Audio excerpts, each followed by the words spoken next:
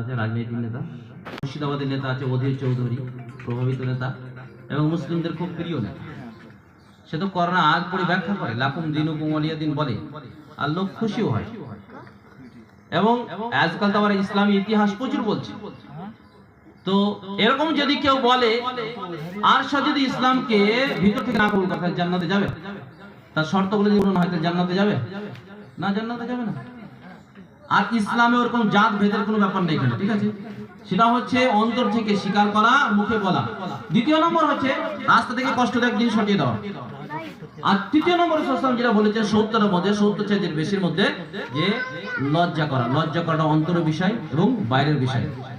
আমরা তো লজ্জা করা মনে করি, মা বোনেরা লজ্জা করা মনে করে যে মৌলভী সাহেবকে দেখলাম অথবা মাথায় কাপড় দিয়ে দেখলাম, দি কি হয়ে গেল, তাকে দেখলে মাথায় কাপড় দিতে হবে, আর বাকি লোককে দেখে লজ্জা করতে হবে, এটাকে লজ্জা মনে করে, তাই কি না?